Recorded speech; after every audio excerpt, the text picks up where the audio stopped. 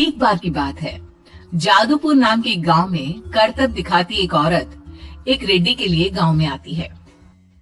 आइए आइए मेहरबान कदरदान, खाइए रोहड़ा के ताजे ताजे केले, कभी खाए नहीं होंगे ऐसे केले, पीले पीले केले खाइए। ये कहकर रोहड़ा हाथों में 4 केले लिए उन्हें सर्कल में जोर जोर से हवा में उछालती हुई करतब दिखाती है, जिसे देखकर आसपास के सारे बच्चे अपने अपने मम्मी पापा से उस औरत के पास जाने की जिद करने लग जाते हैं।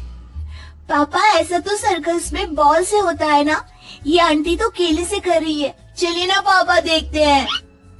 रोहड़ा एक पतली सी तार पर चलती हुई केलों से करतब दिखाती है। आते जाते सभी लोग बाहर रुककर उसके करतब देखते हैं और वाह वाही करते नहीं थकते।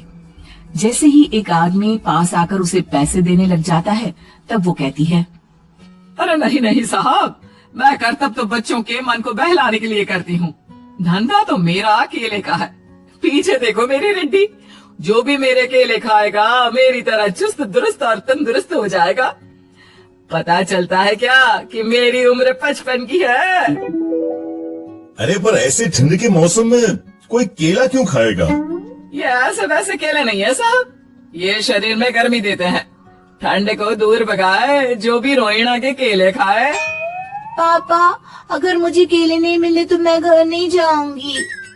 तभी उसके पापा कहते हैं कि बेटा, केले ठंड में कभी गर्मी नहीं देते, ये सब कहने की बातें हैं, सामान बेचने का तरीका है इनका। पर पिंकी नहीं मानती। मैं केले खाऊंगी। पिंकी की जिद के आगे नत्थू हार जाता है और उसे केले खरीद कर दे देता है। पिंकी खुश होकर केले घर ले आकर खाती है। अब मैं भी करतब करूंगी, कितना मजा आएगा, जादुई केले। पिंकी पहला केला खत्म भी नहीं करती कि वो बेहोश हो जाती है। दूसरे केले से एक काला धुआं आता है और रोहड़ा चुड़ैल बनकर बाहर निकल आती है। मेरे भूतिया केले बच्चे न खाए, ऐसा हो ही नहीं सकता। जादूपुर वालों, कब तक बचोगे? आ गई हूँ मैं रोहड़ा, जिसका कोई नहीं कर सकता सामना। रोहड़ा पिंकी को गोद में उठाकर काले धुएं में कहीं गायब हो जाती है। शाम के वक्त नत्थू घर लौटता है और पिंकी को घर में ना पाकर उसकी माँ से कहता है, माँ पिंकी कहाँ है? अरे बेटा, उसे तो तू सुबह करतब दिखाने ले गया था ना, फिर कहाँ वापस आए तुम दोनों? मुझे लगा तू उसे अपने साथ मंडी ले गया होगा। हे भगवान, मेरी बच्ची कहाँ गई? मैं उसे घर ही तो छोड़कर गया था माँ। नत्थू गांव के घर कोने में अपनी बेटी को ढूंढता है, पर उसे वो कहीं नहीं मिलती। परेशान होकर आखिर रो रो कर नत्थू हिम्मत हार कर घर लौट आता है। अगली सुबह रोहड़ा फिर से करतब दिखाने आती है और इस बार पिंकी की तरह रोनी केले खरीद लेता है। 50 रुपए दिए थे पापा ने, सारे पैसों के मैंने केले खरीद लिए हैं। अब मैं भी आंटी की तरह ही करतबबाज बन जाऊंगा। यही सोचते हुए रोनी केले खाता है और पहला अकेला केला आधा खत्म भी नहीं करता कि चुड़ैल उसके सामने आ जाती है। मेरे साथ चलने का समय आ गया है रोनी। ये तो बस शुरुआत है, अब इस गांव के सारे बच्चे धीरे धीरे मेरे कब्जे में होंगे, एक बच्चा भी नहीं बचेगा। ये कहकर रोनी को गोद में लेकर काले धुएं में अदृश्य हो जाती है। इसके बाद हर रोज गांव में से कोई ना कोई बच्चा गायब होता, पर ऐसा क्यों हो रहा है किसी को भी समझ में नहीं आ पा रहा था। रोज की तरह अपनी बेटी पिंकी की तलाश में नत्थू गांव के एक तालाब के पास बैठा रो रहा था। कहाँ गई मेरी पिंकी? शकुंतला के जाने के बाद एक वही तो मेरा सहारा थी।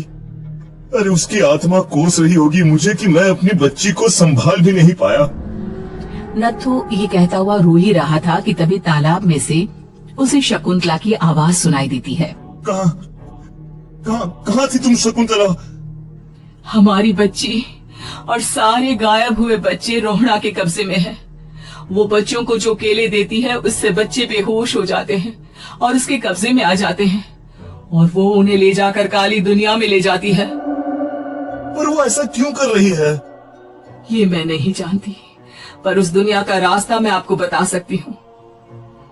जहाँ ये नदी खत्म होती है वहाँ एक केले का पेड़ है, उसके नीचे एक दरवाजा है, वहीं से रास्ता जाता है उस दुनिया का। ये कहकर शकुंतला की आत्मा गायब हो जाती है।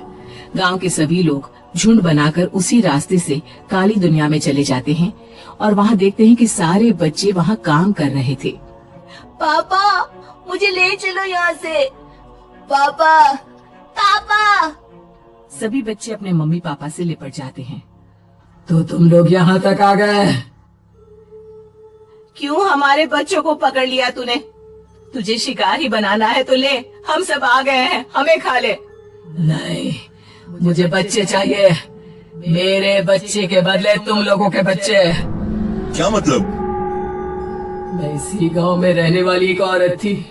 केले की चोरी के इल्जाम में मेरे बेटे को गांव वालों ने इतना मारा कि वो मर गया। उसी दिन मैंने ठान लिया कि गांव वालों का भी वही हाल करूंगी। कुछ दिन बाद बेटे के चले जाने के दुख में मैं भी मर गई और मेरी भटकती आत्मा एक चुड़ैल बन गई। और फिर मैंने बदला लिया तुम सबके बच्चे छीनकर। बर्दाश्त नहीं कर पाए ना, सोचो मुझ पर क्या बीती होगी। हमें माफ कर दो रोना, पता नहीं है किसकी गलती थी पर हम सभी माफी मांगते हैं। हमारी खुशियाँ लौटा दो, तुम भी तो एक माँ हो। गांव वालों की बात सुनकर रोना का मन पिघल जाता है और वो बच्चों को छोड़ देती है। उसके बाद काली दुनिया बच्चों के लिए जादुई दुनिया बन जाती है। अब कोई भी कभी भी वहाँ आ जा सकता था।